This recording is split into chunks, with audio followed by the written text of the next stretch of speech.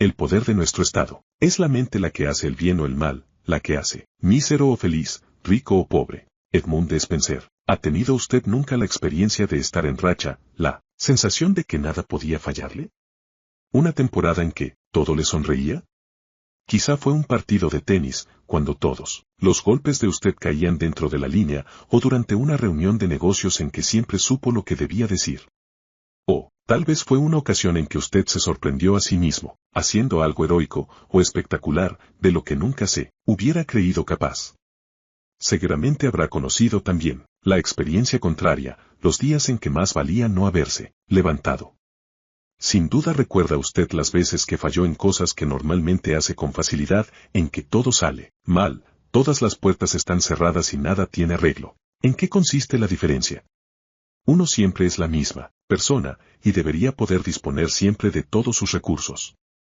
Así pues, ¿por qué se producen resultados desastrosos unas veces, y fabulosos otras? ¿A qué se debe que incluso los mejores atletas tengan días en que lo hacen todo bien, y otros en que no encestan ni una pelota, ni llegan a ninguna? La diferencia radica en el estado neurofisiológico en que uno se halla. Hay estados que potencian, como la confianza, el amor, la seguridad interior, la alegría, el éxtasis, la fe, que liberan fuentes inagotables de poder personal. Y hay estados, y paralizan, como la confusión, la depresión, el miedo, la angustia, la tristeza, la frustración, y que nos dejan impotentes. Todos tenemos alternativas de estados buenos y malos. Como cuando uno entra en un restaurante y la camarera le recibe con un bufido, ¿y usted, qué quiere? ¿Cree que siempre se comunica así? Puede que sea de esta manera porque tiene una vida llena de dificultades. Pero es más probable que tenga un mal día, o demasiadas mesas que atender, o que la haya ofendido algún cliente. No es mala persona, lo que pasa es que se halla en un estado que la priva de sus recursos. Si pudiera usted modificar dicho estado, cambiaría su comportamiento. Comprender nuestro estado es la clave para comprender el cambio y para alcanzar la excelencia. Nuestra conducta es el resultado del estado en que nos encontramos. Siempre procuramos hacer lo mejor con los recursos de que disponemos, pero a veces somos nosotros mismos los que nos hallamos carentes de recursos. En mi vida, lo sé, ha habido ocasiones en que, como consecuencia de un estado determinado, he dicho o hecho cosas que luego hube de lamentar, o de las que tuve que avergonzarme. Quizá le haya pasado a usted también. Conviene recordar esas ocasiones cuando alguien le ofende a uno. Así se evoca una sensación de condolencia, en vez de rabia. Al fin y al cabo, como suele decirse, el que vive bajo tejado de vidrio no debe arrojar piedras. Recuerde que una cosa es la camarera y demás individuos, y otra la conducta de ellos. La clave, por consiguiente, está en hacernos dueños de nuestro estado y, por tanto, de nuestro comportamiento. ¿Qué le parecería si bastara con chasquear los dedos para ponerse a voluntad en el estado más dinámico y genial, un estado en el que usted se hallaría estimulado, convencido del éxito, vibrante de energía y con la mente aguzada? Pues bien, usted puede. Cuando haya terminado este libro sabrá cómo ponerse a sí mismo, siempre que lo desee, en un estado de máximo rendimiento y capacidad, y cómo salir de los estados inhabilitantes. Recordemos que la clave del poder es la acción. Mi objetivo consiste en participarle a usted cómo se utilizan los estados que llevan a la acción decisiva, congruente, responsable. En este capítulo veremos lo que son los estados y cómo funcionan. Y sabremos por qué es posible controlarlos de manera que vayan a nuestro favor. Un estado puede definirse como la suma de los millones de procesos neurológicos que se producen en nuestro interior o, en otras palabras, la suma total de nuestra experiencia, en cualquier momento dado. Muchos de nuestros estados ocurren sin ser dirigidos conscientemente por nosotros. Vemos algo, y frente a ello reaccionamos cayendo en un estado determinado, que puede ser de los estimulantes y útiles, o de los incapacitantes y limitativos, pero, en todo caso, la mayoría de las personas poco pueden hacer para controlarlo.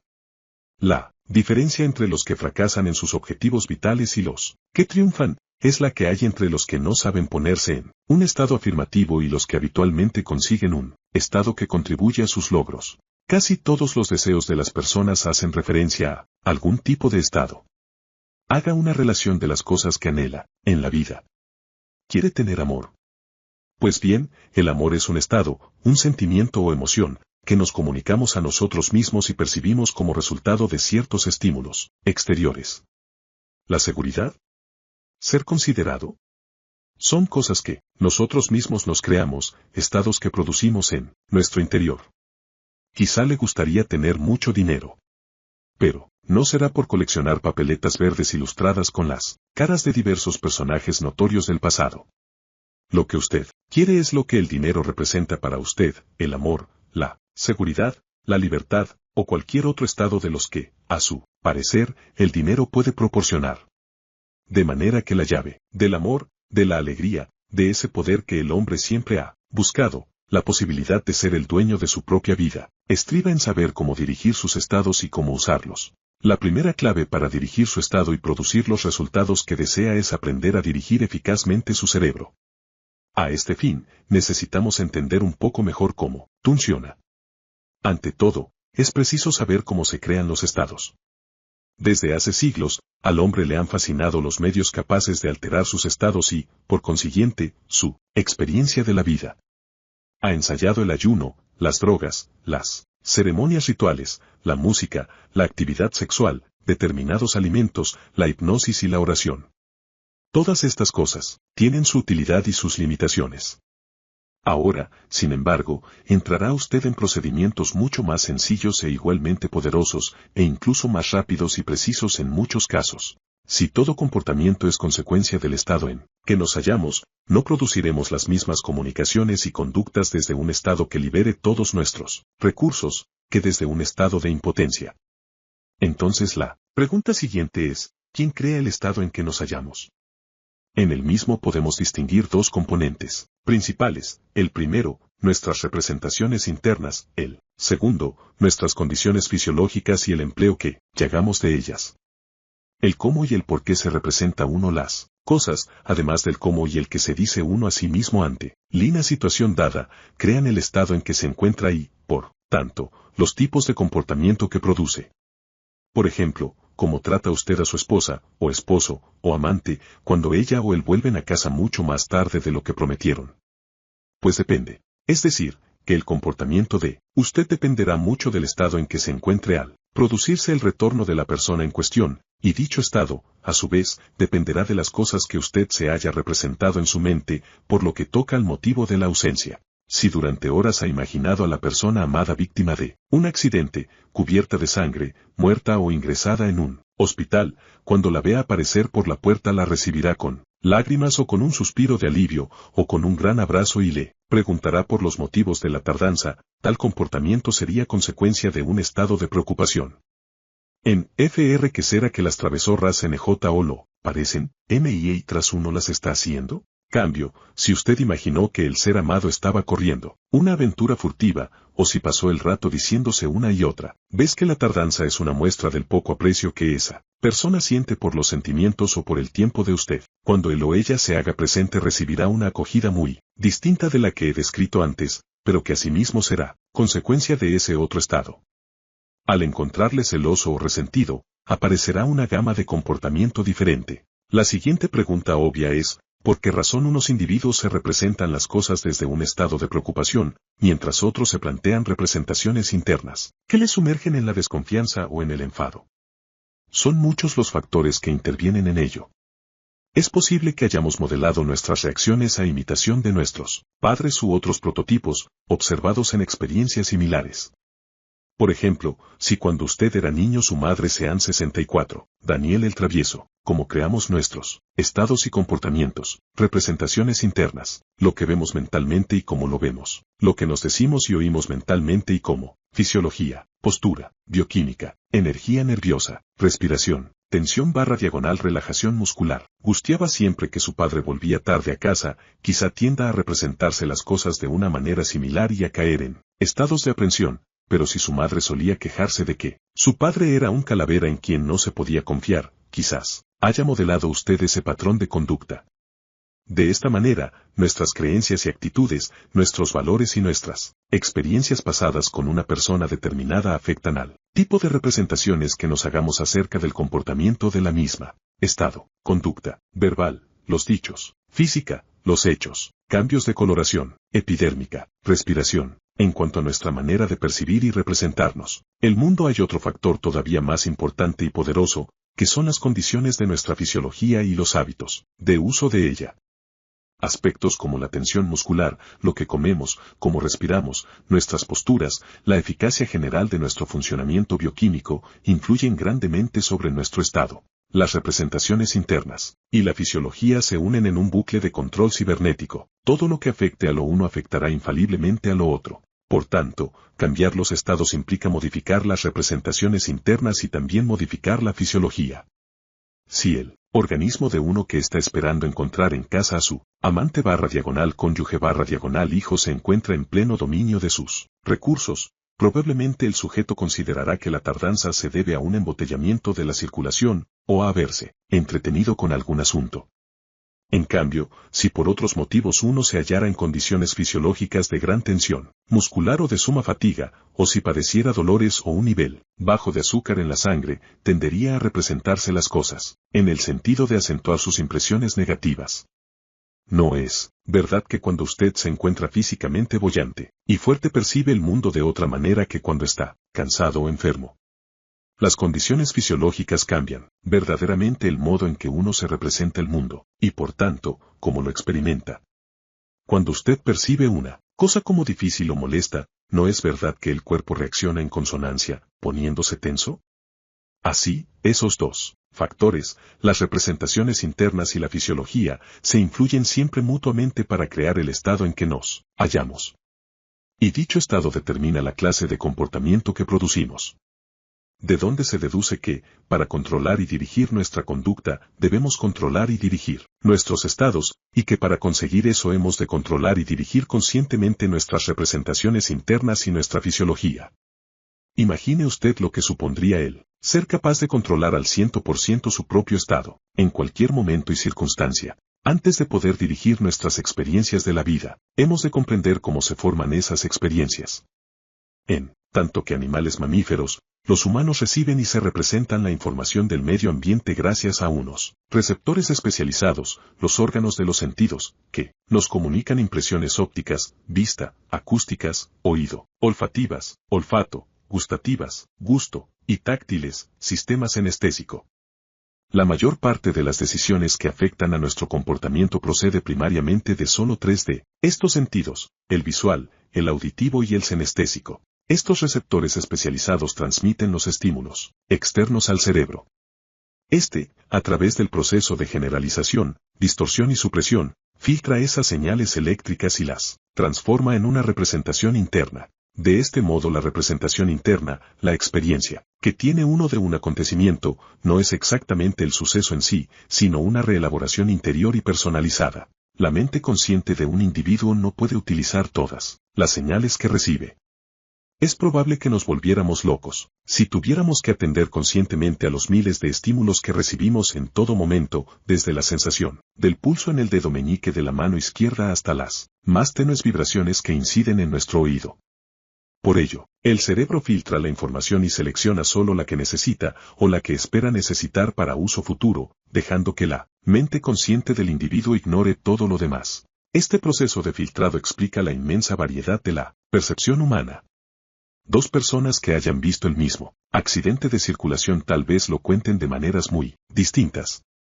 La una quizá prestó más atención a lo que vio, y la otra a lo que oyó, lo contemplaron desde ángulos diferentes. Y para empezar, en un individuo y en otro los procesos de la percepción se apoyan en fisiologías distintas, el uno quizá tenga una agudeza visual excelente, mientras que el otro se halla en un estado físico deplorable. Puede también que una de esas personas haya sido víctima de un accidente ella misma, por lo que tendrá ya registrada una representación anterior muy nítida. Sea como fuere, las representaciones que se hacen del mismo acontecimiento esos dos testigos pueden ser muy diferentes. Además, esas percepciones y esas representaciones internas distintas se almacenarán a su vez, y constituirán nuevos filtros que ayudarán a configurar las experiencias futuras. En la PNL se utiliza un concepto importante, el mapa, no es el territorio. Como ha observado Alfred Kochibsky, en Ciencia y Salud Mental, hay que recordar esa característica importante del mapa. Un mapa no es el territorio que representa, pero si es correcto, su estructura será similar a la del territorio y esa es la razón de su utilidad. En relación con las personas, esto significa que sus representaciones internas no son la reproducción exacta de un acontecimiento, sino una interpretación filtrada a través de creencias individuales, actitudes, valores y una cosa que se llama metaprogramas. Tal vez se refería a esto Einstein cuando dijo, quien pretenda erigirse como juez en el terreno de la verdad y del conocimiento, naufragará bajo la risa de los dioses. Puesto que no sabemos lo que son las cosas en realidad, sino solo cómo nos las representamos a nosotros mismos, ¿por qué no representárnoslas de manera que aumenten las posibilidades nuestras y de otros, en vez de crear limitaciones? La clave para conseguirlo con éxito es la gestión de la memoria, la formación de representaciones que habitualmente crean los estados de mayor potenciación para el individuo. Toda experiencia ofrece varios aspectos que enfocar. Hasta el individuo más triunfante puede empezar a plantearse lo que no va bien y caer en un estado de depresión, de frustración o de ira, pero también puede optar por enfocar todo lo que le sale a pedir de boca. Por terrible que sea una situación, siempre cabe la posibilidad de representársela de manera que potencie los propios recursos. Los triunfadores son quienes más habitualmente acceden a sus estados más fecundos y descollantes. ¿Cuál otra podría ser, si no, la diferencia entre los que triunfan y los que no? Recordemos de nuevo a W. Nietzsche. Para él lo importante no fue lo que le ocurrió, sino cómo se representó lo que ocurrió. Pese a verse terriblemente quemado, y luego paralítico, supo hallar la manera de recobrar la plena posesión de sus recursos. No olvidemos que no existe nada inherentemente malo o bueno. El valor está en la representación que nosotros nos formamos. Podemos representarnos las cosas de tal manera que caigamos en un estado positivo, y también podemos hacer lo contrario. Deténgase un momento a recordar algún momento de su vida en que estaba usted cargado de energía y dueño de sus facultades. Eso es lo que hacemos cuando pasamos el lecho de carbones encendidos. Si ahora yo le pidiera que dejase el libro y caminara sobre un foso lleno de brasas, no creo que fuese corriendo a hacerlo. ¿A usted no le parece que eso sea posible? En su caso, y muy posiblemente no dispone de ninguna sensación de aptitud u otro estado de poder relacionado con semejante actividad. Por tanto, no basta con que yo se lo diga, para ponerle en el estado que le capacitaría a usted para ejecutar esa acción. El paseo sobre las brasas les enseña a las personas cómo cambiar sus estados y su comportamiento de tal manera que les capacite para emprender acciones y obtener nuevos resultados, pese a sus temores o cualesquiera otros factores limitativos. Las personas que pasan la hoguera no dejan de ser las mismas que eran cuando entraron por la puerta, convencidas de que, al menos para ellas, caminar sobre brasas era algo imposible. Pero, en el ínterin, han aprendido a modificar su fisiología y a cambiar sus representaciones internas acerca de lo que son capaces de hacer o no, de modo que el andar sobre brasas, que al principio era una cosa terrorífica, se convierte en algo que saben factible para ellas. Han aprendido a ponerse en estado de pleno dominio de sus recursos, y, desde dicho estado pueden producir acciones y resultados, que antes hubieran creído fuera de su alcance. El paseo sobre las brasas ayuda a que la gente se forme una nueva representación interna de lo posible. Si aquello que parecía tan imposible no era más que una limitación mental, ¿qué otras imposibilidades serán factibles también? Una cosa es hablar del poder del Estado, y otra experimentarlo directamente. Esa es la función del paseo sobre las brasas, suministrar un modelo nuevo de creencias y posibilidades y crear en las personas una nueva sensación interna o estado asociado, de manera que funcionen mejor en su vida y puedan hacer cosas que jamás hubieran considerado posibles antes. Les demuestra claramente que su comportamiento es el resultado del estado en que se hallan, ya que en un momento, y mediante un pequeño número de modificaciones en la manera de representarse la experiencia a sí mismos, les confiere tal seguridad que se deciden a actuar eficazmente. Evidentemente hay muchos caminos para conseguirlo, solo que el pasar sobre los carbones encendidos es tan espectacular y emocionante que sus protagonistas raramente van a olvidarlo. Resulta, pues, que la clave para obtener los resultados que uno desea consiste en representarse las cosas de manera que uno se sitúe en un estado de plenitud tal que, plenamente, dueño de sus recursos, pueda asumir acciones de la especie y calidad que se necesita para alcanzar aquellos resultados. De no hacerlo así, por lo general uno ni siquiera llega a iniciar el intento, o como mucho lo realizará a medias y con escasa convicción, los resultados estarán en proporción con el esfuerzo. Si yo le digo a usted, vamos a caminar sobre las brasas, los estímulos que le ofrezco, tanto con mis palabras, como con mi actitud corporal, pasan al cerebro de usted, donde se forma una representación. Puede que imagine usted a unos salvajes con anillos en las narices, tomando parte en algún rito espantoso, o a reos quemados en la hoguera. En esas condiciones su estado no será muy favorable. Peor sería su disposición si se imaginase a sí mismo con horribles quemaduras en pies y piernas. En cambio, si usted imaginase a un grupo que toca palmas, y baila, y se lo pasa muy bien, si se representase una escena de alegría y euforia totales, se hallaría en un estado muy diferente. Si se representase entonces a sí mismo en el acto de avanzar lleno de fuerza y júbilo, y se dijera, sí, decididamente puedo hacerlo, desplazándose en actitud de total autoconfianza, entonces todas esas señales neurológicas le pondrían en un estado bajo el cual muy probablemente asumiría y acción y pasaría por encima de las brasas. Pues ocurre lo mismo con todas las cosas de la vida. Si nos representamos a nosotros mismos que las cosas no van a salir bien, no salen bien. Si nos formamos la representación de que irán a pedir de boca, entonces creamos los recursos internos que necesitamos para producir el estado que, a su vez, nos capacita para obtener resultados positivos. La diferencia entre un Ted Turner, un Lee Iacocca, un W. Michei y el común de las personas es que ellos se representan el mundo como el lugar donde pueden conseguir cualquier cosa que se propongan sinceramente. Como es obvio, por bueno que sea, nuestro estado a veces no conseguimos lo que deseábamos. Pero con crear el estado apropiado, maximizamos las posibilidades, nos aseguramos la mayor eficacia posible en el empleo de nuestros recursos. Ahora la siguiente pregunta obvia es, si las representaciones internas y la fisiología contribuyen a crear los estados de dónde dimana el comportamiento, cómo se determina el comportamiento concreto que adoptaremos en tal o cual estado. Un individuo, si está enamorado, lo expresará por medio de caricias, mientras que otro en igual estado se limitará a manifestarlo de palabra. La respuesta es que cuando nos hallamos en un estado, este transmite al cerebro diferentes opciones de conducta, el número de las cuales dependerá de nuestros modelos del mundo. Ciertas personas, cuando montan en cólera, tienen un modelo predominante acerca de cómo reaccionar, de modo que tienden a las acciones violentas, si eso fue lo que aprendieron de sus mayores. O quizás, hallaron en alguna ocasión que ello les servía para conseguir el fin deseado, y esa experiencia, almacenada en forma de recuerdo, les sirve como patrón de sus reacciones en el futuro. Todos tenemos una manera de ver el mundo, modelos, que configuran nuestras percepciones de lo que nos rodea, por las personas a quienes conocemos, así como a través de los libros, las películas y la televisión, nos formamos una imagen del mundo y de las posibilidades que éste encierra, para nosotros. En el caso de W. Michei, una de las cosas que dieron forma a su vida fue el recuerdo de un hombre a quien conoció de niño y que pese a ser paralítico había triunfado en sus actividades.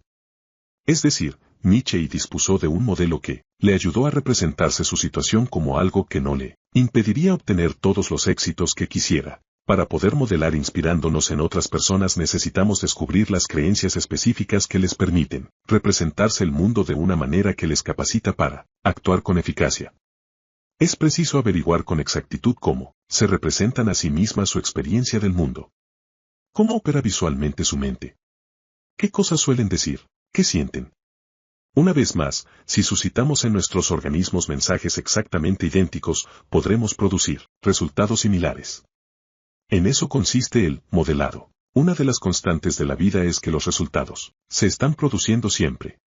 Si no es usted quien decide conscientemente qué resultados quiere obtener y no se representa las cosas en consonancia, será entonces algún agente externo, una conversación, un espectáculo televisado, cualquier cosa, lo que condicionará sus estados y dará lugar a comportamientos que quizá no le convengan. La vida es como un río cuyo fluir no se detiene. Puede uno verse a merced de la corriente si no emprende acciones deliberadas y conscientes para nadar en la dirección que juzgue más apropiada a sus intereses. Si no siembra usted las semillas mentales y fisiológicas de lo que desee cosechar, automáticamente, todo se llenará de malas hierbas. Es decir, si no dirigimos de manera consciente nuestras propias mentes y estados, el medio que nos rodea puede producir estados al azar, y algunos serán indeseables. Y las consecuencias podrían ser desastrosas. Por eso es importante que permanezcamos atentos, día tras día, como guardianes ante las puertas de nuestro cerebro, para saber cómo nos representamos habitualmente las cosas, a nosotros mismos. Cultivemos diariamente nuestro jardín. Uno de los ejemplos más palmarios de los resultados de un estado indeseable es la historia de Cal Wellende, del grupo de acróbatas de Flying Wellendes. Durante años representó su espectáculo con mucho éxito y sin considerar jamás la posibilidad de un fallo. El peligro de las caídas, sencillamente, no formaba parte de sus esquemas mentales. Pero, luego, hace de esto varios años, empezó a comentar con su mujer que se veía a sí mismo cayendo. Por primera vez empezaba a ofrecerse a sí mismo, habitualmente, la representación de una caída. 3 meses después de haberlo mencionado por primera vez, cayó y se mató. Algunas personas dirían que tuvo una premonición. Pero otra interpretación sugiere que comunicó a su sistema nervioso una representación coherente, una señal, poniéndose en tal estado que fomentaba el comportamiento conducente a la caída, creándose por sí mismo tal desenlace. Su cerebro encontró un nuevo camino que seguir, y acabó por seguirlo. Así pues, en la vida resulta crítico enfocar lo que deseamos en contraposición a lo que no deseamos. Si uno enfoca continuamente todas las cosas malas de la vida, todo lo que no desea y todas las dificultades que podrían presentársele, se pone a sí mismo en un estado que fomenta esa clase de comportamientos y resultados. Por ejemplo, ¿es usted un individuo celoso? No, no lo es. En el pasado quizás haya producido estados de celotipia y el tipo de comportamiento que deriva de aquellos. Pero usted no es su conducta. Si admite una generalización de esa especie acerca de sí mismo, habrá creado una creencia que gobernará y dirigirá sus actos en el futuro. Recuerde que su conducta resulta de su estado, y que éste resulta de sus representaciones internas y de su fisiología, cosas ambas que puede usted cambiar en cuestión de instantes. Si ha sido celoso en el pasado, esto simplemente significa que se representaba las cosas de una manera que creaba dicho estado. Pero ahora puede representárselas de otra manera y producir nuevos estados, con los comportamientos consiguientes. Recuerde que siempre podemos elegir el modo de representarnos las cosas. Si uno se representa a sí mismo que la persona amada le está engañando, pronto se hallará en un estado de furor e ira. Tengamos en cuenta que ello ocurre incluso sin tener pruebas de que sea cierto, pero uno lo experimenta corporalmente como que sí lo fuese, de modo que al regresar la persona amada al coloso, se encuentra en estado de desconfianza y furor. En tales visiones, ¿qué recibimiento le hará a la persona AMID? Y, muy bueno, por lo general.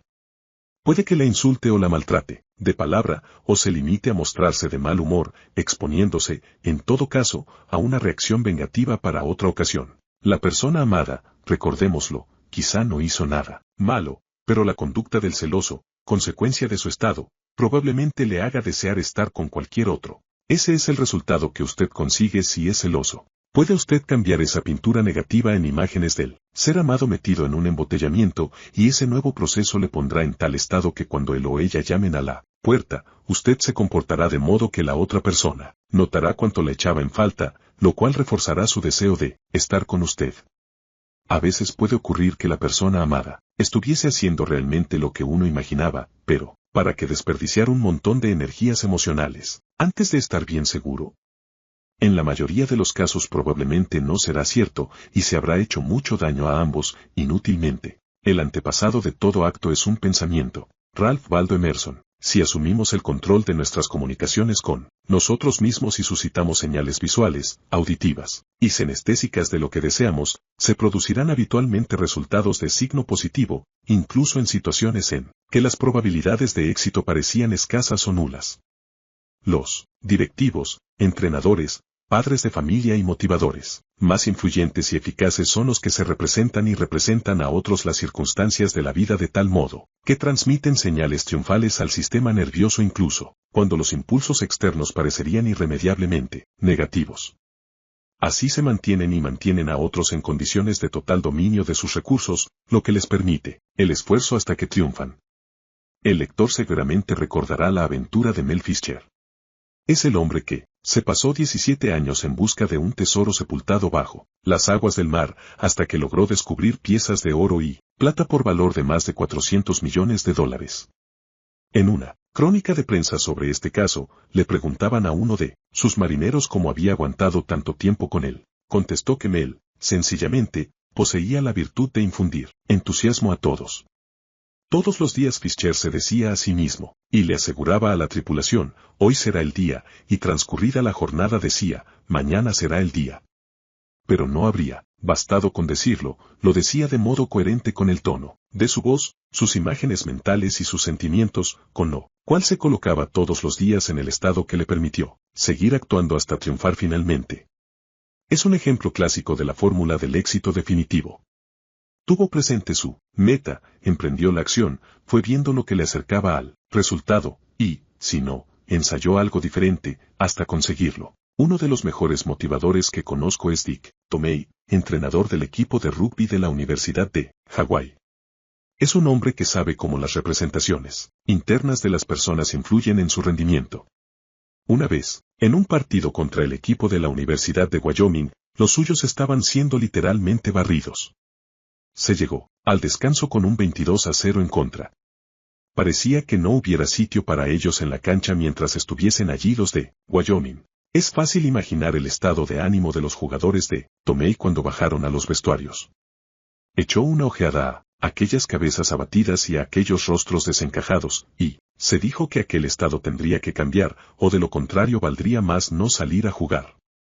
Estaban físicamente abatidos, y con ello se creaba un círculo vicioso sin más salida que la derrota, privados de los recursos que necesitaban para ganar.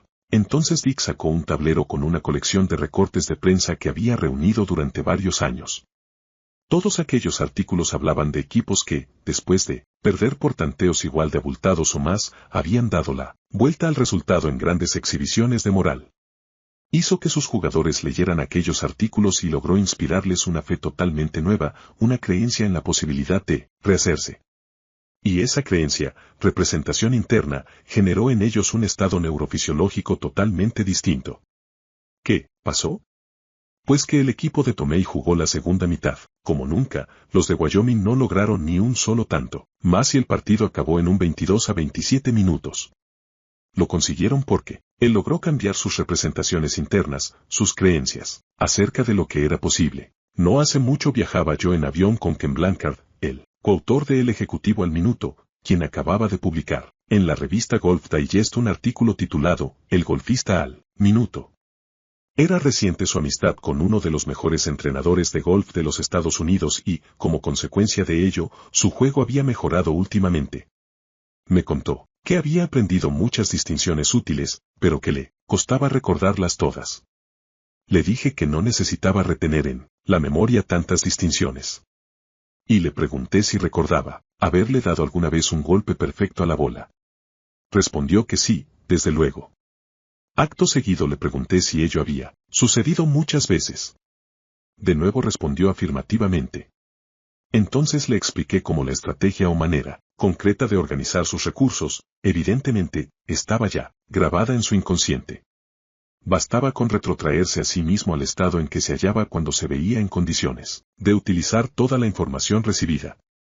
Dediqué unos cuantos minutos más a explicarle cómo lograr dicho estado y ponerse en marcha a voluntad. El lector aprenderá esa técnica, en el capítulo 17, ¿qué pasó? Pues que salió e hizo su mejor recorrido de los últimos 15 años, rebajando en 15 golpes su marca anterior. ¿Por qué? Porque no hay poder, como el del estado de plenitud de recursos. No necesitaba luchar consigo mismo para recordar lo que tocaba hacer. Instantáneamente dominaba todo lo necesario. Hasta entonces, solo le había faltado saber cómo destapar esa fuente. Recuerde que el comportamiento humano es el resultado del estado en que uno se encuentra. Si ha logrado alguna vez, y secreto, podrá reproducirlo siempre mediante el procedimiento de asumir las mismas acciones mentales y físicas que, entonces. En vísperas de los Juegos Olímpicos de 1984 trabajé con Michael O'Brien, un nadador especialista en la distancia de 1.500 metros libres. Se había entrenado a conciencia, pero tenía la sensación de que no alcanzaba su mejor forma. Se le había formado, por lo visto, una serie de bloqueos mentales, y eso le limitaba. En realidad, albergaba cierto temor al éxito y a sus consecuencias, por lo que se había planteado como objetivo una medalla de bronce, o como mucho de plata. No era el aspirante favorito al oro. Su rival, más destacado, George DiCarlo, había vencido a Michael en varias ocasiones. Pasé con Michael 1 hora y media, y le ayudé a modelar sus estados de máximo rendimiento, esto es, a descubrir cómo se situó él mismo en sus mejores recursos fisiológicos, lo que se representó, lo que se dijo a sí mismo y lo que sintió, durante la única competición en que logró superar a Di Carlo. Nos pusimos a descomponer, una a una, las acciones mentales y físicas que realizaba al ganar una competición. Y asociamos el estado en que se hallaba durante tales ocasiones, con un estímulo automático, el disparo que sirve para dar la salida. Descubrí que la vez en que derrotó a George Di Carlo, se la había pasado escuchando a Huey Lewis hasta poco antes de empezar la carrera. Así pues, el día de la final olímpica, lo hizo todo igual, repitió las mismas acciones de la vez que había ganado, e incluso escuchó una grabación de Huey Lewis momentos antes. Y ganó a George Di Carlo, logrando la medalla de oro con una diferencia superior a 6 segundos. ¿Ha visto usted la película de Killing Fields, Los gritos del silencio? Había en ella una escena terrible, que no olvidaré nunca. Tratábase de un chico de 12 o 13 años, en medio de un caos horrible y de los desastres de la guerra camboyana. En un momento dado, rabioso de frustración, agarra una ametralladora y abate a una persona. ¿Cómo es posible, se pregunta uno, que un niño de 12 años sea capaz de hacer una cosa así? Pues bien, ocurren dos cosas. La primera, que su frustración es tan enorme que hace aflorar la violencia más profundamente escondida en su personalidad. La segunda, que vive en una cultura tan empapada de guerra y destrucción, que hacerse con una ametralladora parece una acción perfectamente lícita. Ha visto cómo lo hacían otros, y él lo hace también. Es una escena tremendamente negativa. Yo procuro concentrarme en otros estados más positivos. Pero es un resumen contundente de cómo un estado determinado, bueno o malo, nos lleva a hacer cosas que desde cualquier otro estado quedarían fuera de nuestro alcance. Quiero repetir esto una y otra vez hasta que el lector se sature de ello. El tipo de comportamiento que las personas producen es consecuencia del estado en que se hallan. Lo que hagan, concretamente partiendo de dicho estado, depende de sus modelos del mundo, esto es, de las estrategias neurológicas impresas en ellas. A mí no me era dado conseguir que Michael O'Brien ganase el oro olímpico.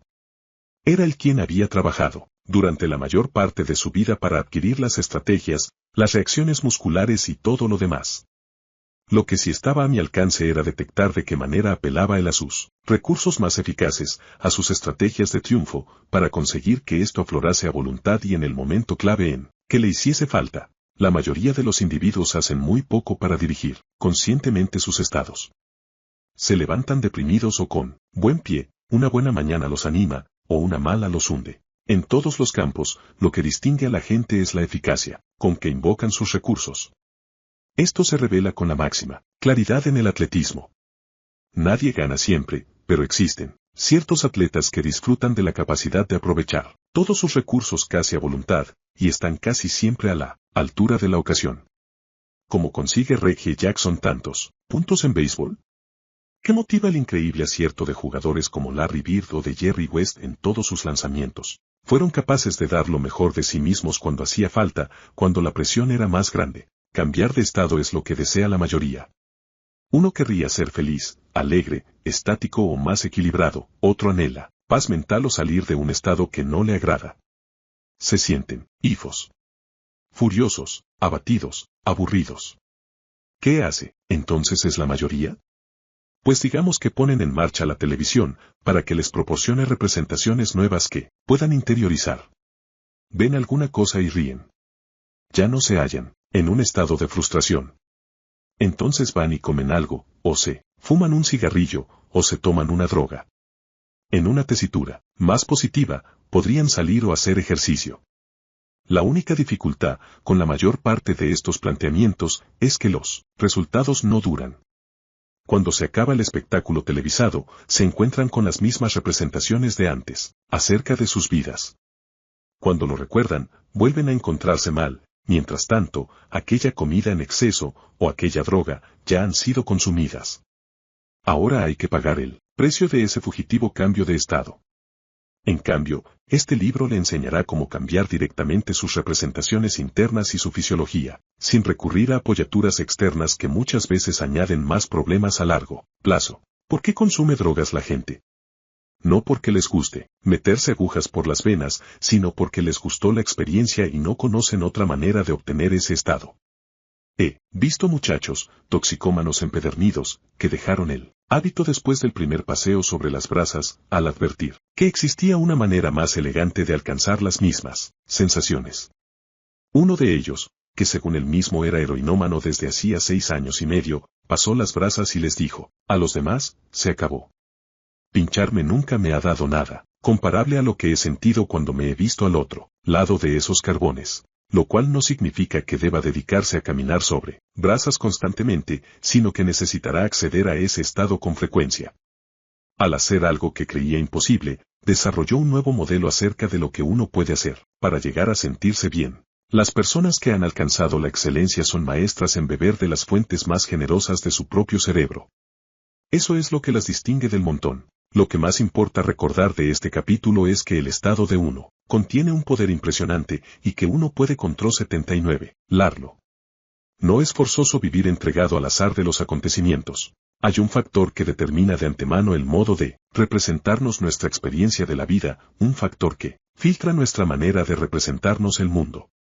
Ese factor determina qué clase de estados creamos habitualmente en ciertas situaciones. Ha sido llamado a menudo el poder más grande que existe. Pasemos a investigar a continuación el poder mágico de la fe, o el nacimiento de la excelencia.